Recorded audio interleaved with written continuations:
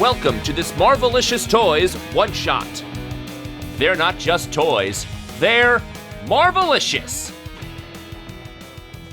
San Diego Comic-Con 2022, Marvelicious Toys, here with the two people who've been live streaming throughout COVID, keeping us sane, Ryan and Dan. Hello, sirs. How you guys doing? It's so good to see you guys. Arnie, hello, Marvelicious. Marvelicious. Yo, what's up, Marvelicious? We missed you. We back, though. We missed you, too, you know, I gotta say. It's been too long, we've been just Zooming. It's nice to see you guys in person. I know, I only see you in a suit on the Zooms. It's like during the workday, and Arnie's in a suit. So, to start off, great panel today, some fun announcements. Thank you. I want to kind of cross over with the Star Wars panel, because in the Star Wars panel, they announced that the plastic bubbles can stay for 3 3/4 inch retro, like you guys have.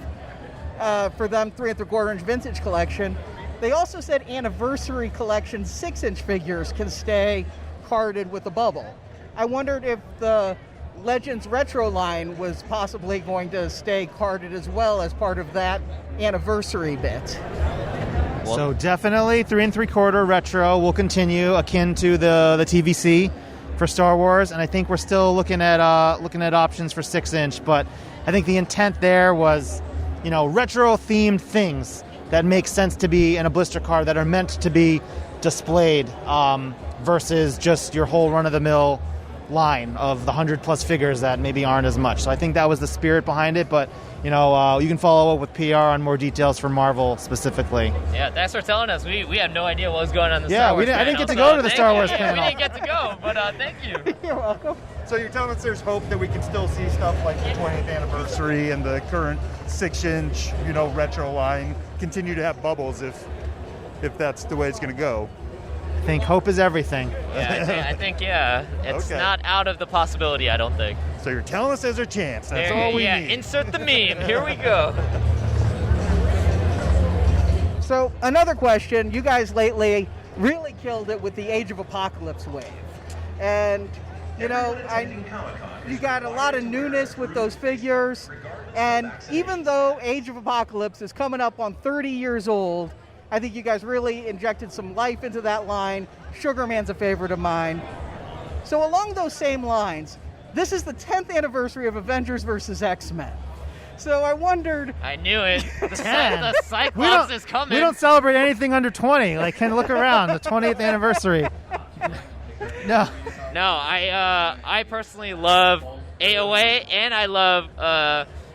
Avengers vs. X-Men, and I know exactly the item that you're talking about, Arnie. I'm talking about a Phoenix 5. I definitely hear you, and in one of our breakdance battles, that's always on top of my list of one thing I am trying to push for. Why? Was it shown sometime and never shipped or something? Yeah, was that it? I don't know. Oh, that's right. You guys are going to stop doing that pretty soon. Well, we've been pretty, that was a different time. Like, I think we're pretty good about showing things and, shipping them. Yeah, absolutely. Yeah. Absolutely.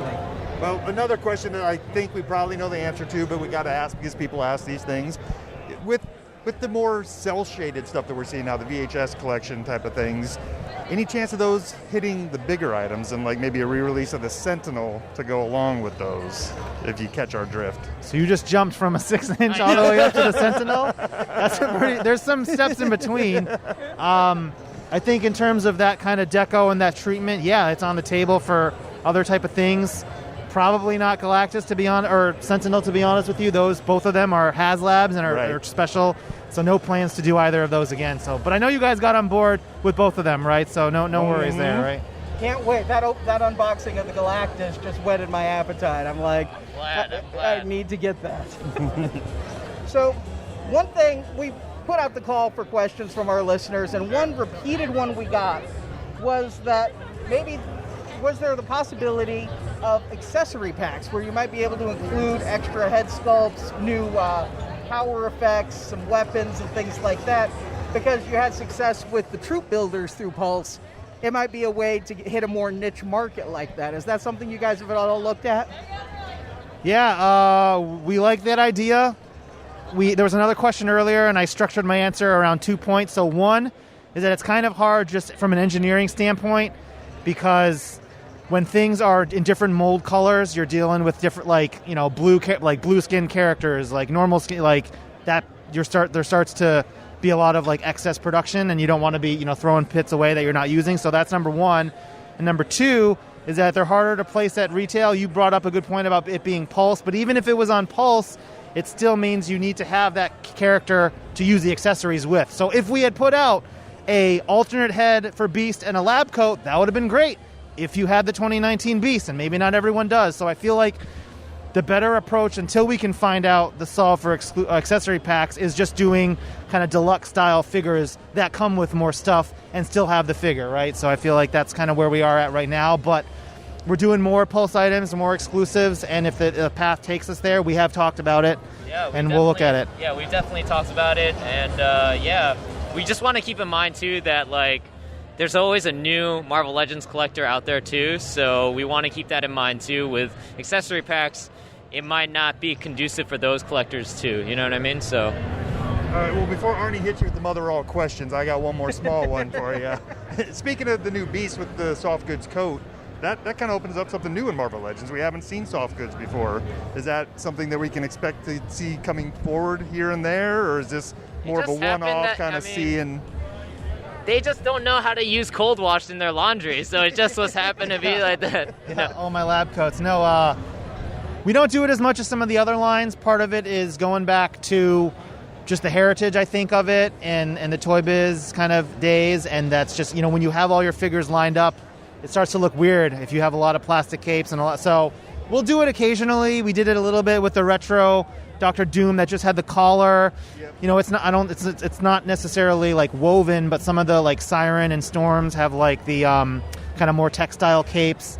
So yeah, I think we'll continue to look at it. A lab coat was big enough on him that it had some kind of feel to it. The smaller you go, the more rigid it is, and it doesn't really flow as well. But to answer your question, I think, yeah, we'll continue to look at it. I think we're small steps. Yep. Right.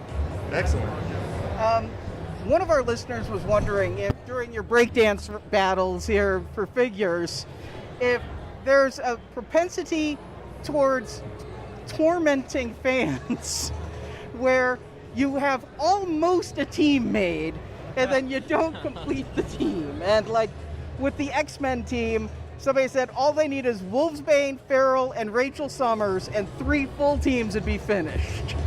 So is that something, I mean, and I'm not even being completely facetious, is it something where you like to keep people on the hook a little while longer before completing the teams, or is completing the teams on your radar? Yeah. You want to...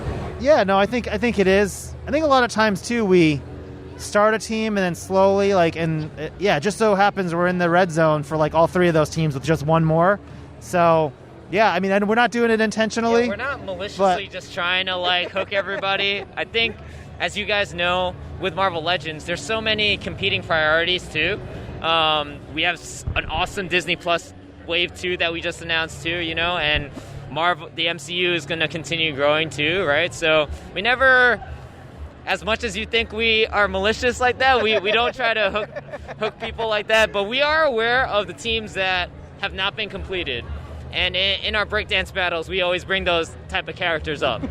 It's a little adversity makes the payoff at the end that much better. That's true. Yeah, guys. Well, it's an abundance of riches here with the stuff you do get out. So thank you so much for your time. Oh, thank you for the product, and it is great to see you guys in person again. Yeah, likewise. Good to see you. Likewise.